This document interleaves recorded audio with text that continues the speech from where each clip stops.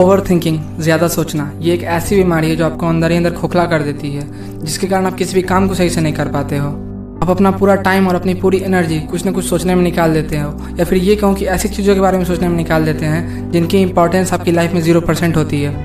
अब किसी ने कुछ कह दिया या किसी ने थोड़ा सा डांट दिया, अब लग गया उसके बारे में सोचने, यार उसने ये कह दिया, यार उसने वो कह दिया, यार उसने वो क्यों कहा होगा, क्या वो सही कह रहा था, वो अच्छा नहीं है या मैं अच्छा नहीं हूँ।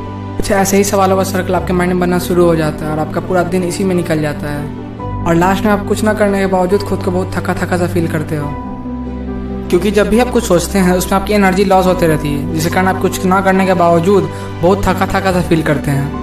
इसलिए कहा जाता है कि जो भी सोचो वो बस कर दो, क्योंकि अगर आप एक बार अपने माइंड के सवालों के सर्कल में फंस गए तो इससे निकलना बहुत ही ज़्यादा मुश्किल हो जाता है। आप इसी में घूमते रह जाते हो और ऐसे ही करते करते आपका सारा समय निकल जाता है।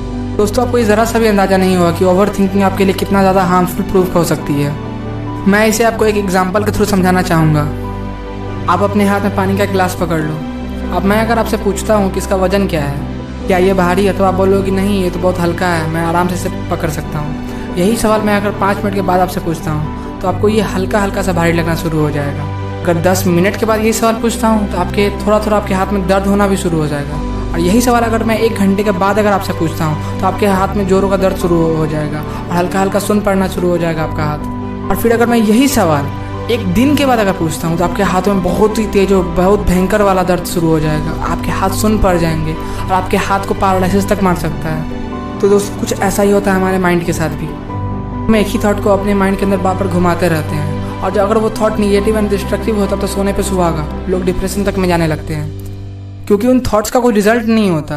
और जब भी हम अपना टाइम और अपनी एनर्जी किसी भी चीज़ में इन्वेस्ट करते हैं और उसका रिजल्ट हमें नहीं मिलता तो जाहिर सी बात है हमें एंजाइटी होगी, हमें परेशानी होगी कि यार मैंने उसमें टाइम इन्वेस्ट किया था, मैंने उसमें अपना एनर्जी इन्वेस्ट किया था, तो फिर मुझे रिजल्ट क्यों नहीं मिला।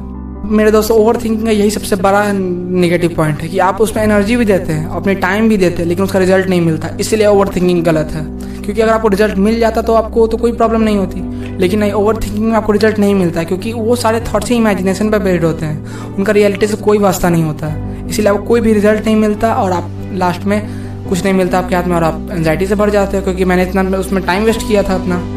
जी हाँ दोस्तों, अपने उसमें टाइम और एनर्जी वेस्ट किया था, ना कि इन्वेस्ट किया था, इसलिए आपको कुछ रिजल्ट नहीं मिला। और इसी चिंता के चक्कर में आपके और भी बाकी कामों को नहीं कर पाते और आपका लाइफ ऐसे ही कटती चली जाती है, आपका समय बीतते चला जाता है और आपका कोई काम नहीं होते चला जाता है। आपको अपने फालतू थॉट्स को उस ग्लास की तरह छोड़ देना चाहिए। हाँ, ये एक बार में नहीं होगा, लेकिन आपको ये करते रहना है, क्योंकि प्रैक्टिस मेक्स मैन परफेक्ट। अपने माइंड से के सारे यूजलेस एंड नेगेटिव थॉट्स को अपने यूजफुल एंड पॉजिटिव थॉट्स के साथ आपको रिप्लेस कर देना, ताकि अपने बैक में जितनी भी गलतियाँ की थी वो सारी रिकवर हो जाए। एक पॉइंट ऑफ व्यू से देखा जाए तो ओवर थिंकिंग कोई गलत नहीं है। क्या कोई साइंटिस्ट ओवर थिंकिंग नहीं करते, या कोई इंजीनियर या कोई बड़ा पॉलिटिशियन जो जैसे जिसके ऊपर जिम्मेदारी है पूरे देश को संभालने, क्या वो ओवर थिंकिंग नहीं करता? क्या वो ज़्यादा नहीं सोचता? ज़रूर सोचता है, लेकिन वो राइट वे में सोचता है और उसके थिंकिंग का रिजल्ट निकलता है, इसीलिए उसको ओवर थिंकिंग नहीं कर सकते, क्योंकि किसी भी थिंकिंग का अगर रिजल्ट निकले तो वो ओवर थिंकिंग नहीं होता।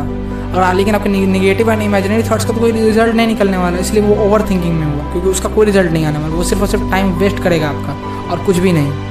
थिंकिंग कब सही है? जब आप कुछ सही सोच रहे हो, जो आप कुछ सीख रहे हो, तब ओवर थिंकिंग सही है, क्योंकि इसमें आप जितना इंडल्ज हो गया उतना आप खुद को इम्प्रूव करोगे, क्योंकि आपके ये सारे थॉट्स रियलिटी बेस्ड होते हैं और आप इसे अपने लाइफ में इम्प्लीमेंट करके रिजल्ट देख सकते हो, जो कि एक फ्रूटफुल रिजल्ट होगा। ये सारे थॉट्स आपको एक नए लेवल पे ऊपर लेके जाएंगे, नीचे कभी नहीं लाएंगे। लेकिन जो आपके ओवर थिंकिंग के थॉट्स होते हैं वो नेगेटिव होते हैं और सिर्फ इमेजिनेशन बेस्ड होते हैं कि उसने वो कहा या ये होता तो क्या होता।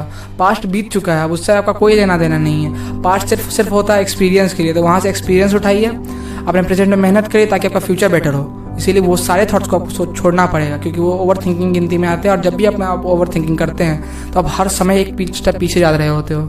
तो ओवर थिंकिंग नहीं करना है, सिर्फ और सिर्फ अपने माइंड में पॉजिटिव एंड कंस्ट्रक्टिव थॉट्स को ही लेके आना है आपको, जिससे आप भी एक लेवल अप हो और अपनी लाइफ में सब बड़ी बड़ी सक्सेस को अचीव कर सकें।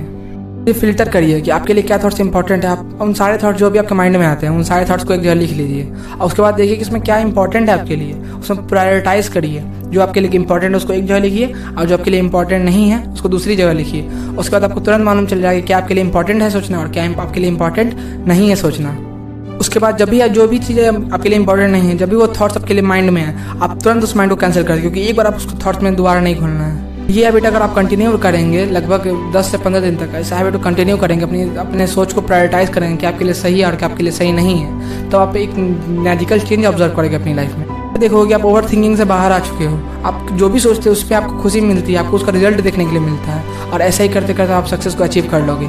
तो दोस्तों आज के लिए बस इतना ही। आई होप कि आपको वीडियो हेल्पफुल लगी हुई होगी। अगर आपको ये वीडियो हेल्पफुल लगी हो तो आप अपने दोस्त के पास शेयर कर सकते हो जैसे जो से ओवर थिंकिंग की बीमारी हो, आप उसका भी भला कर सकोगे। और अगर आपको कोई प्रॉब्लम है तो आप हमें कमेंट में जरूर बताएं ताकि नेक्स्ट वीडियो हम उसी टॉपिक पर लेकर के आएँ। तो चलिए मिलते हैं किसी नेक्स्ट वीडियो में किसी डिफरेंट टॉपिक के साथ। Till then stay blessed, stay happy. जय हिंद।